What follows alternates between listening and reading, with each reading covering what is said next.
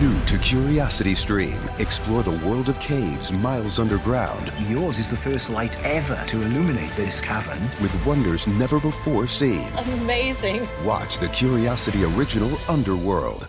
And did you know body temperature changes based on your emotions? See how our feelings impact us in ways we never imagined in the science of emotions. Watch now on CuriosityStream. Annual plans are just $20. That's $1.67 a month. Visit curiositystream.com. You want to know what wagertainment is? It's the picks, the analysis, the information, mixed with the laughter and the entertainment. Smart sports betting content that'll put a smile on your face. The BetQL Network, streaming live each day and helping you bet smarter. If you're a sports fan, you know why you should listen? It's sports betting content without the BS. No hot takes, no nonsense. All the insight you need to bet smarter is at BetQL.com. And listen to the BetQL Network, streaming live right now on Odyssey. New York City, New Year's Eve. Keith McPherson on the Fan. I'm still just like beaming off of talking to Sweeney. Like, he got me through some tough times last year. Watching the Yankees blow games or give games away, whether it was Chapman late, whether it was Krisky or somebody coming in, I don't know. After the game, I'd be steaming hot about it. My wife would be looking at me like, you need to relax. I would like sometimes take a shower, put on the Bluetooth speaker, and just let the hot water like burn on me. And I'm sitting there and I'm just listening to Sweeney Murdy the same way I just got to listen to him in these headphones talk to me on the radio. His voice, his delivery, his demeanor. I don't know. It was like a calming agent for me after watching the Yankees lose games they shouldn't lose to like the Orioles or the Angels or somebody, and Sweeney just was always the same. And I couldn't watch those Yes Network post games, man. When they would cut to Boone, I don't know. It was like making me hate Boone, and I didn't want to hate my manager. And I'm glad that I switched to listening to WFAN after the game and listen to Sweeney Murdy, because now that's my manager for the next 3 years. So thanks for being there for me, Sween, and thanks for coming on my show. We are rocking now inside the 9 o'clock hour, going all the way till 12. And my next guest is a friend of mine, and he is the guy that I said when I first got into the city and started going to games and meeting people. I think it was 2017. This guy, when I saw this guy, I'm like, this is the Yankee fan. Like, growing up in Jersey, watching the Yankees on TV, not really knowing much about the Bronx, the city, the area around the stadium, and just seeing like aerial views and stuff like that. I imagine what it would be like as a kid to grow up around the stadium while the Yankees were winning, and like being able to hear the roar of the stadium from your neighborhood, or being able to walk home from a game. And going to enough games, you meet enough people that go to Yankee games. And I met one, Joe's McFly, a couple years back, and it was maybe a month or two before he went viral. And I don't know if you guys all remember or not. It was the Devers home run off Chapman. My guy was doing his vlogs, and he kept the camera rolling, and he caught his expression and his reaction. And, of course, Red Sox fans made that go viral. But it was the world's introduction to one of the greatest Yankee fans of all time. My guy, Joe's McFly, on the Fan with me right now. What's going on, Keith? What up? Not Joe Wez, not Joe Z. Not Joe Z. It's Joe's McFly. What's going on, my brother, man? It's funny. I was hearing you talking about Sweeney, about I could so relate to you, man. Those car rides home. One specifically I was thinking about, as you were saying it, was the one against the Angels. I don't know if you remember. I think I went with my son Noah. Yankees just finished blowing like 5 runs in like the extra inning game after the rain delay. And I was so upset and so heated after that game, bro. It was just June 30th. And that game, it rained. We had 2 rain delays. And you stayed with Noah until the very end. I went home. I couldn't stay. I had to get back to Jersey. That game didn't end until late. And I watched that game tucked in the bed. I watched us blow that game, and I just turned the TV off and rolled over. And I did not catch Sweeney Murdy or any post game after that. I was disgusted. Yeah, Sweeney was. I think he was huffing a couple of times. He said, "That's a tough one. That's a tough one." It's a game that we weren't supposed to lose. Yeah, we weren't supposed to lose at all. We weren't supposed to lose. But how you doing, brother? I'm good, man. Happy New Year. Tell Noah I Happy said New Year. Happy New Year. Your whole he's family, upstairs your rolling daughter, around. your mom, everybody, the whole McFly crew. Looking forward to this year starting so we could get back to baseball. And I'm definitely going to be back on Pinstripe Strong. For those listening, Joe's McFly is the creator of the Pinstripe Strong podcast. So when you listen to people call in and they say that they've heard me on Pinstripe Strong, they've been listening to me for a couple years. In the last 2 years, Joe's brought me in, and I helped build Pinstripe Strong with them, and that was our outlet. That was our way to talk about the Yankees after every series. That was our way to make memes and jokes and clips about the Yankees during the season, and we built a nice little brand. And I haven't been on the recent pods, but that's because the last month or two has been crazy for me here at the station, getting acclimated, meeting new people, and learning the ropes. But when we get back into the season, I'll be on a couple episodes a month, and I'm looking forward to that, man. I see you doing your thing with the gaming. I know you're just trying to pass the time till we could get back to baseball. See, Joe's is specifically a Yankee fan, specifically a baseball guy. Yeah, there's been so much baseball to talk about, with all this lockout stuff obviously getting settled, right? No, I'm just kidding. There's been nothing to talk about, bro. It's just been like, there's only been so many times you could rehash the same rumors or possibilities and what you want. And, it's difficult. Hopefully everybody gets it together and just brings it together and we can get the rest of the off-season part 2. You get that done. Yeah, and it's like this limbo, it's weird, right? Because we should be watching Hot Stove with Jack Curry and Bob Lorenz, and we should be looking at MLB Network to see who's going where and what our opponents are doing. Instead, we're just kind of like, well, yeah, we're locked out and we don't know when this is going to end, and I miss baseball, but hoping for the best. I can't see players' faces, they're all blacked out. They took the the players' faces off of the website, the players' likeness. I just thought that was petty, but it's funny. You see it on Twitter, people using that avatar. Question for you, man. What's up? The talk, I know you just heard me say to Sweeney about Correa. The talk is all around Correa, right? Especially as we have nothing going around or going on. All that I see every day is the Yankees better sign Carlos Correa. There's no reason why the Yankees don't go land the top free agent shortstop. Carlos Correa should be a Yankee. Tell the world how you feel about one Carlos Correa and his potential future as the Yankee shortstop. If he chooses to come here, knowing the way that the Yankee fans have been after 2017, that you got to give him a little bit of props to say, hey, obviously the money talks, right? But if he still chooses, if the money's equal, and he still chooses to come here, then that to me, he's not scared of the moment. That's what that means to me. So, I'll see, but he's gonna have it tough, bro. If you can't, Giancarlo, if you look at his numbers, he's pretty good. He's really good, really good. And Yankee fans kind of get him unfairly. They kind of treat him unfairly sometimes, and I get pissed off too. When they treat him unfairly, he's been really good in the postseason, and when he's healthy, that's the key word, when he's healthy, he's a beast. So, if you struggle, you come over here, Correa, bro, you better back it up, B, because people are not going to give you the benefit of the doubt. They're really not at all. Might be some booze before he ever does anything. I feel like the fan base is split on him. That has to happen. Probably going to get booed on the way in, and it's okay. You're getting paid. Just change those boos, though. That's your job. Yeah, and talking about Giancarlo, I think it's over. I think he's done it. I think he's fully earned his pinstripes. I think going into this year, there will be no Bronx cheer for him. All the respect in the world for him. If I'm in the stadium and I dare hear a Yankee fan boo this man after he has one game where he strikes out 3 times, you got to stop that. You got to put an end to that.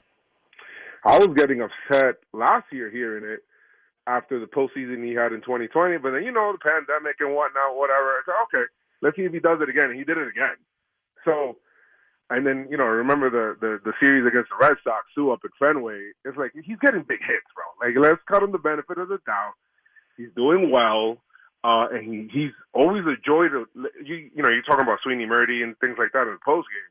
He's a must listen to, in my opinion, in the post game because I feel like he's the most honest guy there. Remember we were talking about when he was struggling at the beginning of the year. Yeah. And he's like, I don't know, man. It's just you guys worrying about a 5 to 9 at bat. I don't know about you guys. He said you guys make a big deal over like 9 to 10 at bats, like the season just started. Yeah, bro. Like, well, come on, man. I've been doing this my whole life. You guys are the ones stressing out over 9 at bats. I'm good. So I kind of like his whole attitude. John Boy says it all the time that he's handled the media about as perfect as how you could ask an outside guy coming in to handle the media. He's been great, so love Giancarlo, but, that's what I said. Getting back to Correa, he's going to have to, put up or shut up. But the interesting thing I heard and I read about was that the Yankees would entertain having Matt Chapman over at shortstop. Yeah, I don't know. Which would be interesting, but he's a third baseman to me, right? I haven't seen him at short, so I don't know how he moves there. But so last night someone called me with that, and I thought it was just a Yankees Twitter rumor. I thought it was just like sources season, fake sources season, people pretending like, oh, the Yankees, just to start something up because it's been quiet.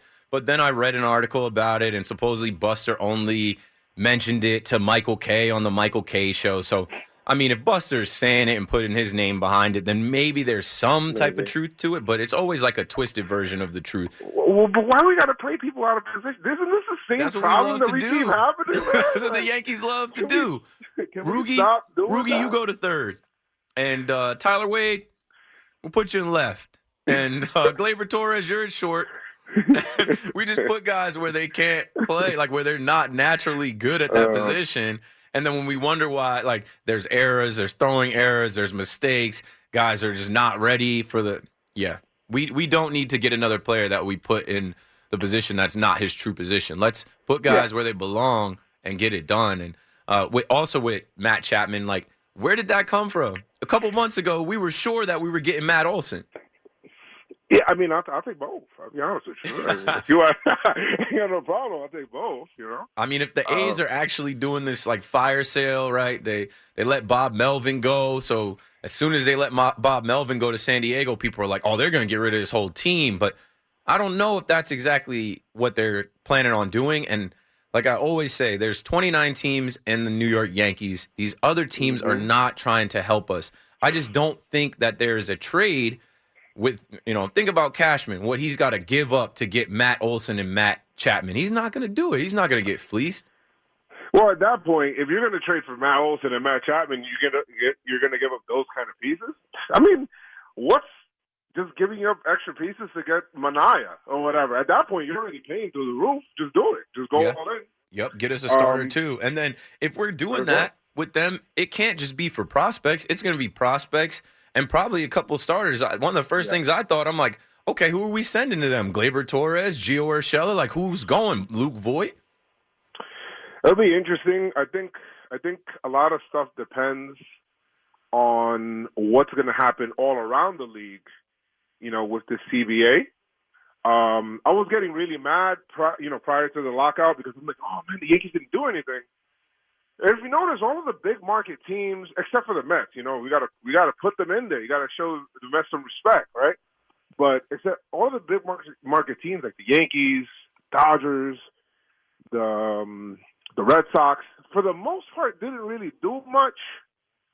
Prior, I think a lot of people really want to see what's going to happen with that luxury tax number before they start really going in. A lot of the other teams like Texas had a lot of room to spend, so that's basically what happened there. But I'm no longer mad until the Yankees make me mad again coming back from the lockout because I just kind of want some Yankee news, Right. We're all waiting for it because, like I said the other night, I'm like, I just want to know who's on my team. Who am I rolling with? Who are we going into this season? Who are we going into battle with? I want to know already. Like, I can't keep waiting. Like, this time a couple years ago, we knew we had Garrett Cole. We knew what we were doing. And I had Steve Summers on as my first guest of the night, Mets fan, and he mentioned, like, what I think happened here with the Mets is Steven Matz and Noah Syndergaard, like that whole thing to start off the offseason, that kind of rubbed Steve Cohen the wrong way, where he got embarrassed a little bit, and he's a new owner, and he's not trying to get embarrassed. So he had to bounce back, and he bounced back in a huge way and won the offseason for the Mets. And I think it's because he was like, hey, I'm not going to let people think that they can just, agents and other people in the league, I'm not going to let them think they can just walk all over the Mets. I got the money. We got a new GM. Let's go make some waves. And hats off to him. Hats off to him. They went and got the top center fielder, the top starting pitcher. They got some guys like Escobar and Kana that are major league players that are going to help them out. And then they went out and got Buck Showalter. Well done. And if it took Steven Matz and Noah Syndergaard to kind of poke the bear to get Steve Cohen to do it, good. I'm hoping that Hal Steinbrenner feels some type of way. I hope he feels like people are underestimating him. I hope the Yankees feel like they have a little chip on their shoulder to go out and prove something as soon as this lockout is over.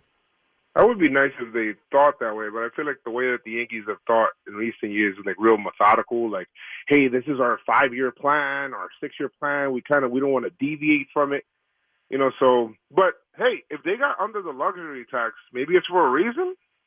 Right. It should be. What was that luxury tax championship for? Nothing. Last time I looked, it wasn't a ring on anybody's finger, but No, it was a terrible exit in Fenway. In the wild card, shameful. After you chose them, you chose the Red Sox. Remember the Yankees. They had the scenarios, or all the scenarios. It didn't play out, but the other team has that information now. They chose us, And you go up there and you do that, Cole was hurt, but still, sucks.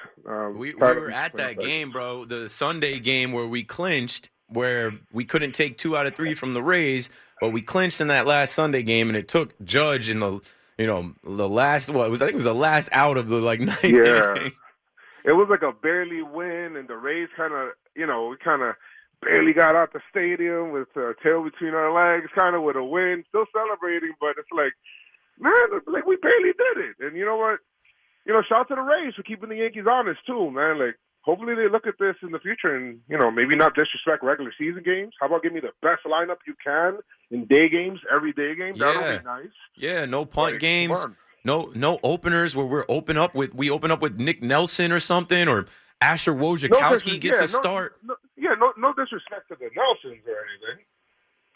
No disrespect to the Nelsons, but I can't have that if we're trying to compete and win and go to the postseason. If we would have took one more game in that series, we host the wild card game in the Bronx, and Giancarlo probably hits 1, maybe 2 home runs out of there, and we're looking at a different game. Correct. Yeah, exactly. So, and that's the 2021 Yankees. Weird year. Hopefully 2022 is a lot better, but 2017 is a long time from now. So, there's a long ways away. It felt like so much promise after that year, so. All right, well, let's stop complaining about the Yanks while I have you. I want you to talk about your live stream. So Joe started out a little over a year ago with an idea to build up his Twitch and his Twitch following. And at the time, I'm like, I don't really know too much about Twitch besides it's a gamer app. It's a website for people to watch other people play video games, which he does on there as well. But he really took off this year with his live streams. He had a moment that went viral with Giancarlo Stanton hitting a homer against the Red Sox in the regular season. But I watched this man put in the work, grind. I used to say to him, I'm like, you're better than me because I can't be live for the whole Yankee game. People are going to see a side of me during the Yankee game that they don't usually see. I'm like, I don't know how you do it, bro, but you did it and you built it, and now you have a whole other following on a platform, and you're an official partner. We got to get back to baseball. We got to get back to you in your element in the Bronx, in the basement, watching the game, streaming, because I know there's a lot of Yankee fans out there that enjoy watching the game with you. I love watching it with them, man. Like, if I'm at home, I look at it like this. Like, if I'm going to be at home anyway, I might as well turn on the stream, and then we're just watching it together and just having a conversation about the game. It's not that I'm broadcasting the game. I don't want to get in trouble. MLB, please don't sue me. Please don't do that. Thank you. What I'm saying is that basically we're just community coming together, just reacting at the same time. Community coming together and just kind of like reacting at the same time and whatnot, and it just basically it's just a whole awesome energy in there, man. Especially the playoffs, it gets crazy in there. Well, you already know. Of course. I mean, I was on the live stream this year, which was whack because it was just one game and we lose to the Red Sox. But in 2020, we had a little bit more of a run, and that was great. And we'll have another run this year. When we get to the postseason this year, we'll do the streams again. And shout out to the Pinstripe Strong Army and the Discord and all those people that support us and the podcast. We literally don't have anything without them being the Noti Squad on the notifications, talking in the chat, following us, retweeting. Shout out to Chris too, man. Big shout out to Chris McFly. I just tagged him in the tweet, calling out that you're on air.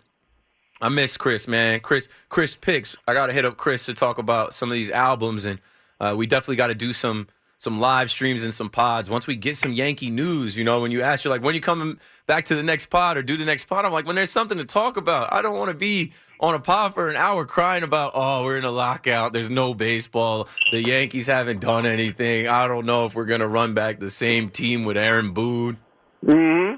Well, we mostly, like right now when we're talking about, there's baseball and whatnot a little bit here and there, but I think it's more about like just vibes and just what's going on and when we think it's going to end and blah, blah, blah. And, stuff like that. Just regular sort of, the voicemails are awesome. So people always keep it live with the voicemails. So that's always great. Pump, man. Appreciate you coming on. I was telling somebody a story about, because, I've been doing a lot of Mets talking. My first night on was in August, and I was not planning on talking about the Mets. The Yankees were out west, I think, in Oakland, and we were on the win streak. But it was a night that Mets fans called the fan, and I had to adapt. I had to take calls about the Mets, and I did that for like the first hour.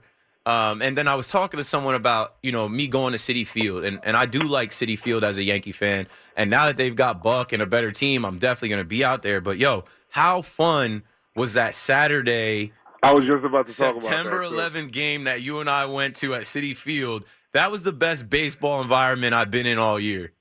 Well, the awesome part about, first of all, the Mets did a great job putting everything together, and the whole the festivities, and they took it real personal, which 2001, what happened in 2001, it was a whole New York City thing. There's not really too much, even fresh off of a Subway World Series, a lot of rivalries, fresh rivalries, but everybody was in there kind of rooting for the same thing in the beginning of the game. And there was a very emotional event. Now the game, it was great. It felt like a playoff game, playoff atmosphere going in there. It's funny that they were just standing next to each other, and then the next night these guys are like about to fight and things like that. That was a great series. I thought that was hilarious. I mean, people were in the stadium fighting. That was a ridiculous event. To have Mets fans and Yankee fans together like that. Yeah, I'm glad, Keith. Between me and you, you know what I mean? It's not like, but so many people listening, right? But between me and you, man, I'm glad we went to the game that they won, boy, because leaving out that stadium after Lindor did what he did, man, that would have been a long Nope, I knew. drive. I put in a request for tickets for the Saturday, September 11th game. I'm like, if we get one of those games, it better be this one. And we had great seats. So we had a good time. We did the roll call in Citi Field. Oh, that was dope. Yep, we did the roll call was awesome. With nobody expected it. I don't even think that the Yankees expected it. And you started it up in right field, and they were like, "Oh, it's roll call." All right, well, yeah, they put their gloves up. They saluted us. We went all the way around, and I'm like, "Yo, we're taking over Citi Field." I had a couple bleacher creatures with me that followed up, and other Yankee fans followed up. I'm like, "We just did the roll call in Citi Field. This is amazing." Yeah, that was dope. Mets fans were not happy. Mets fans were looking at us like, nah, no, we don't do that here, and trying to drown us out. But you know how we move, Yankee fans, we take over. So, man, I'm so much looking forward to this season, connecting and doing more stuff. Pinstripe Strong, you, Chris, and on air, I got to say thank you for giving me an opportunity to join you guys on the podcast. Someone last night called in and they mentioned my first Yankee podcast that I only did for one season, and then they mentioned Pinstripe Strong, which we did the last 2 seasons. Mm-hmm. And without the opportunity to talk Yanks every series and create content with you guys and John Boy and John Boy Media. I don't get to the fan and I don't get to this microphone. So thank you for bringing me in. Thank you for being a friend. And thank you for being yourself, man. I literally look at you as the Yankee fan. Like, you are the Bronx born and bred. You live and die with every pitch. You've seen all the games. You're bringing your son up. Your son has sat already in the best seats in Yankee Stadium. Yeah, he's a little spoiled. We definitely got to go more bleacher games, man, because he's a little too spoiled now. So I got to get him out there. But yeah, no, Keith, man, like you were part of the whole culture, bro. Like all this stuff, we're along for the whole ride, and there's ups and downs, and us, all three of us basically as partners trying to build a podcast, and from trying to have some sort of voice, right? And I'm just a regular Yankee fan, like I always say. I'm not like a super fan. Some people say that, but so I don't big myself up more than the next guy, or next girl. But yo, man, you deserve all the success, my brother. And next year, 2022, man, is going to be phenomenal, bro. From there going forward, man. It's only up from here. Yes, sir. I'm going to put it out there in the universe. I'm going to speak it into existence when the Yankees bring the postseason back to the Bronx, because it's been 2 years without postseason baseball in the Bronx. When they bring postseason baseball back to the Bronx in 2022, myself, Joe's McFly, Chris McFly, Pinstripe Strong, John Boy Media, Talking Yanks, all of us will be out there putting on for the Yankee universe. That's it. Hey, thanks for coming on. Ladies and gentlemen, that's Joe's McFly. Make sure you say Joe's when you talk about Joe's McFly. Follow him. Follow Pinstripe Strong. Follow my guy, Chris McFly. Hey, we're going to take another quick break. And then when we come back, Bald Vinny from the Bleacher Creatures, the most famous Bleacher Creature, will join me on the Fan. New Year's Eve. Happy New Year's to you. We did it. 2021. See ya later. Another year in the books.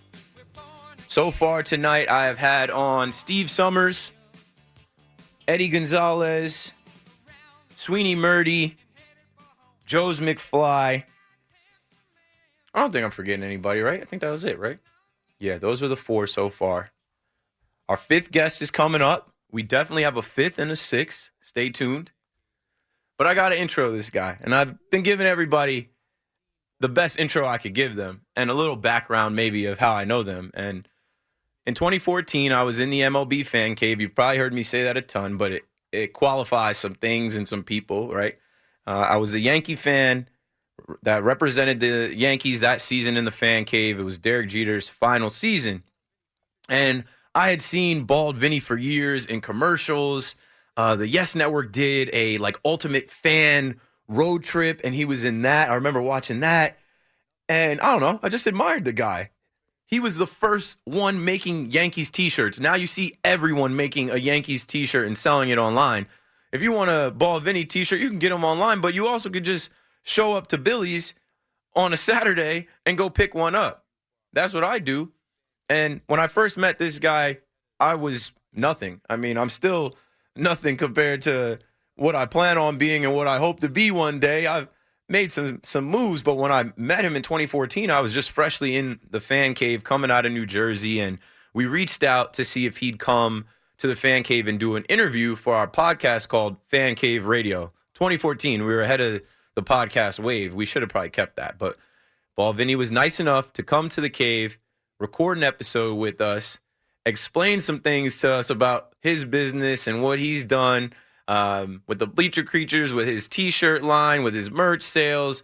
MLB kind of gave him a rough time, and he was a pioneer. He was one of the first people in that lane before we, got digital, and we have all these Shopify and other ways to sell T-shirts. Bald Vinny was the first, and he was nice enough to bring me 6 shirts. They were epic shirts. It was Ichiro with the Wu-Tang Clan logo, the Superman shirt where Superman is taking off his shirt and he's got Derek Jeter underneath. Stuff like that I'll never forget. And that's when I got my first Bleacher Creatures right field, I'm backwards in here. Bleacher Creatures right field 203 T-shirt that I still own, and I've bought another one. And from that point on, I said, when I get out of this fan cave watching all the games here and not being able to go to Yankee Stadium, I'm going to the game. I'm going right to the bleachers. I'm looking for the creatures. And then not long after that, I became one. So thanks for the inspiration. Thanks for being solid all these years. I love when I see Bald Vinny at the game. Ladies and gentlemen, listening to the fan, BV, Bald Vinny, the bleacher creature GOAT.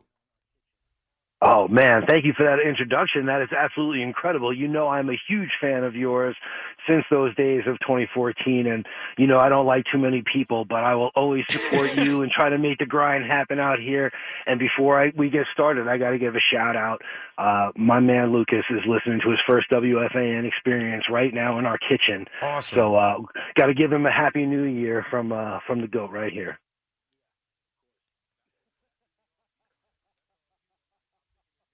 Oh, I thought I'm looking at my producer. I'm thinking he's got a drop. The GOAT? No drop. Just want to say what's up to my son. He's listening to his first, like I said, he's not a big WFAN guy. So, well, you were referring to me as the GOAT? Yes, of course. That threw me off, BV. That's all you. I'm thinking there's going to be a drop from Steve Summers or Mike Francesa. That's you, my man. You know how I feel. You know, like it's very hard for people in Yankee land to make a living out of what we do, whether it's merchandising or trying to be a personality. And you know, I'm all supportive about what you got going on. So anything I can do, and I appreciate the invite. I don't get a lot of media requests on New Year's Eve, especially during a lockout. So, you know, of course, I got to take the opportunity to call in and say what's up. Oh, yeah. Well, first off, what's up, Lucas? I've watched now. If we're talking about 2014 to now, how old is Lucas now? Lucas is 12 years old. So, like half his life ago is when you and I met. Yeah, pretty much. Yeah. I've seen through, you know, your social media him grow up. I'm hoping that he is a strong Yankee fan and Nets fan, because I remember running into you guys at the Nets game. And Absolutely. I know you bring him to WWE at Barclays. I know you brought him out to MetLife to see the AFL. The Jets. Yeah. XFL. Yeah, or absolutely. XFL. You know, I think that's every dad's job, is to introduce your children to fun life experiences. And, you know, we get a lot of our fun life experiences by attending events live. And I want to pass that on to my kids. So we're going to go to WWE. We're going to go cheer on the Yankees. We're going to go rock out at Ozzy, you know, and have a good time. So I hope that's something that they take on for their lifetime, you know? It is. It's awesome. Lucas, don't ever forget it. Don't take Dad for granted. He might get under your skin sometimes. You might butt heads with him, but Dad loves you. Dad is a legend, and he's taking you to go see these things live that you'll never forget. I didn't grow up going to games. I didn't grow up going to too much live sporting events or anything, you know, modest means growing up. And that's, I think, why I'm so addicted to going to Yankee games and Nets games and all these live events now. Don't take it for granted for a second that your dad introduced you to that stuff very early. Happy New Year, Lucas. Cheers. Happy New Year's. So let's get into it, BV. Let's talk for a minute. You know, let's wrap. What you got? I gotta ask you, because I just put out there, you know, every time something happens in Yankee land, there's a new T-shirt for it. And I swear you were doing this for years before anyone else was making Yankee T-shirts. And I understand your whole saga, and we don't have to get into all that. But fill people in on what you're doing now. I know you're not with the creatures, you know, doing roll call anymore. I don't think we've seen you inside at a game, which is fine. But I love catching you outside of Billy's. Fill in the folks on what you do now at this stage of your Yankee fandom and hustling your tees outside.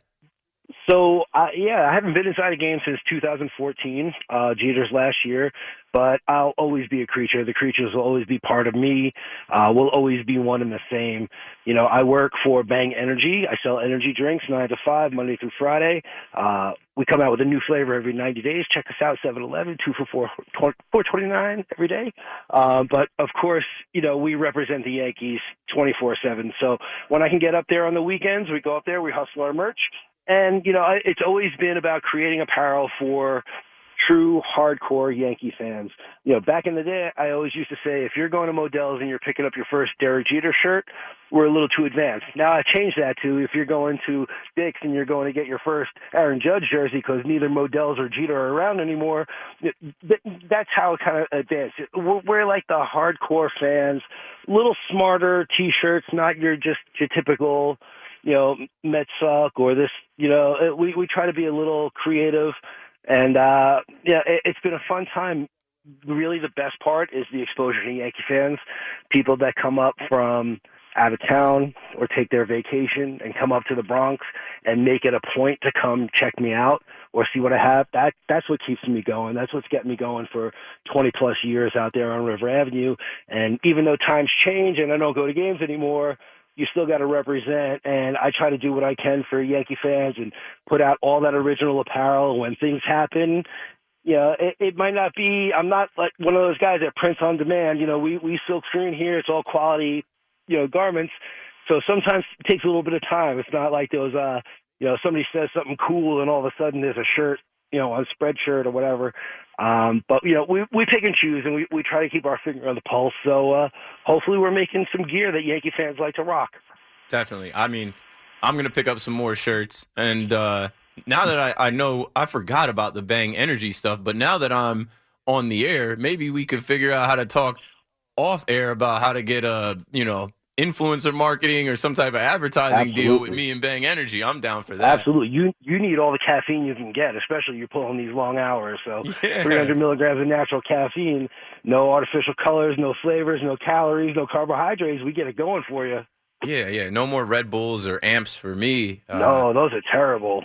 I'll be a Bang Energy guy, writing that down now. But there you go. I got you covered. BV, let's talk creatures for a second. So Tony and I forget who else it was that started the Box Seat Suck podcast. I was on there. You were on there. Yeah. And I just feel like that podcast really is the place that the Bleacher Creatures can come and tell old stories of the old stadium and how it was.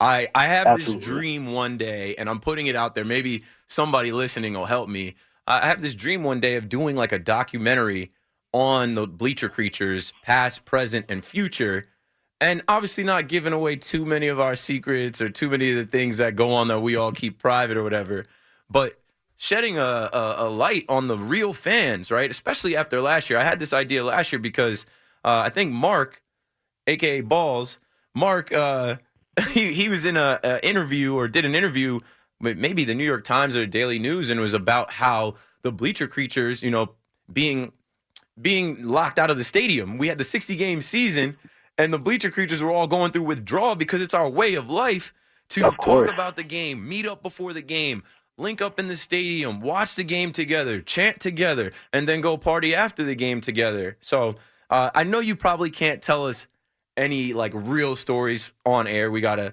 keep it PG and for the kids, but share something from your experience. How did you get into it? I already know this story because I've heard you tell it on the podcast.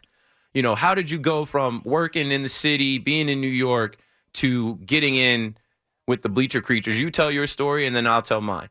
Well, back in the day, those tickets were general admission. You can get up right online at the old stadium and wait online and get a ticket and just sit wherever you want. And I fell into the right group at the right time. I was working in Midtown, and at the time I was living alone, and it was a $6 ticket. Who wouldn't go see the Yankees for $6? With a train and everything, you're home for under $10. It was really the best bargain ever.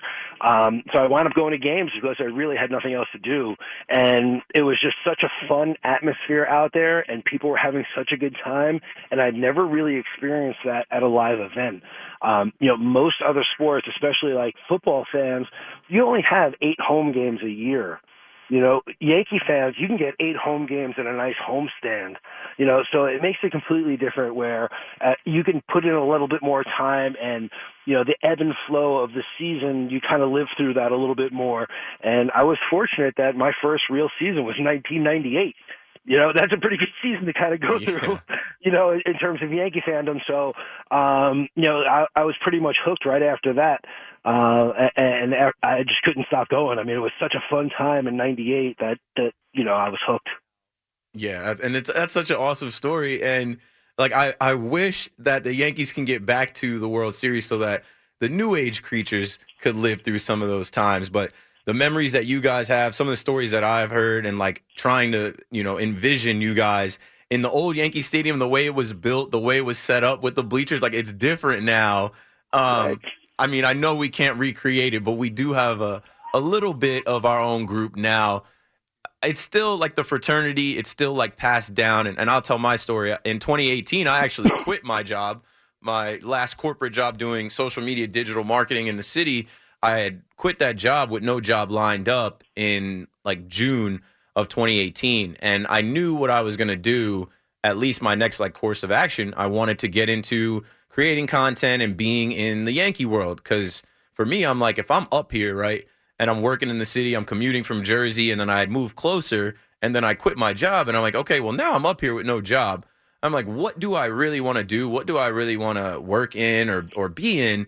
And it was the Yankees. I'm like, if I'm all the way up here and I'm this close to Yankee Stadium, I got to figure out some way. I'm like, well, let me take the experience I have from doing social media digital marketing and just start putting myself out there. I had Joe's McFly on, who inspired me as well, because he was doing his vlogs traveling to the game from the Bronx, where he's like 20 minutes away from the stadium. I'm like, I'm coming from a little further. I need to start, documenting my trips. And then I started making these trips alone.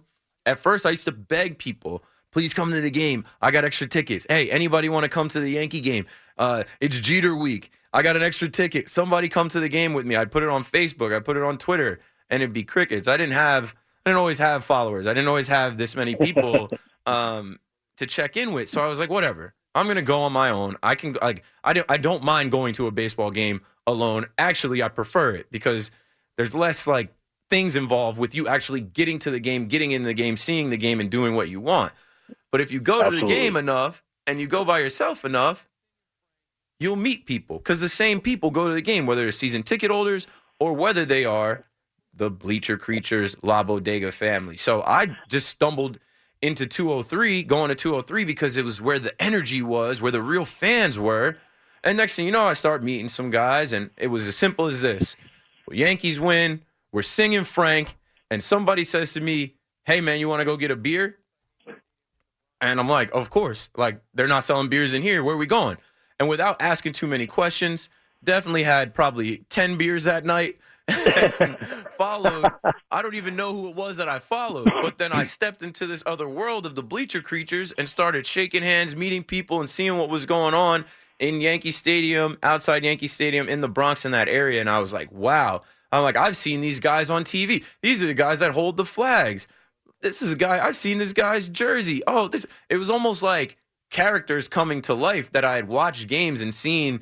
Yes Network pan to 203, and I'm like, oh, I felt like I knew all these guys. And then that's kind of how we've got our start. It's always been the same people out there, and that's kind of where we've always tried to make our mark. And it really started with obviously the roll call, and it's letting the players know that it's still the same guys out here. Because when we started, there was no season tickets; it was only general admission. And without the Bleacher Creatures, there wouldn't be season tickets in the bleachers. Right. When the Yankees were going through their playoff run in 98, 99, 2000, like the real prime years, the fans who were sitting in the bleachers were getting shut out of going to those games because they were not assigned seats, because they were general admission. I remember back in the day sleeping outside of Yankee Stadium in the Bronx just with the hopes of getting a wristband for the opportunity to buy a ticket for the postseason. Yeah. It's completely different now than it was even 20 years ago. But that's kind of really how our group made its mark, was once those games, the Yankees started playing better, we were like, look, we're here 81 games and we're getting shut out of these.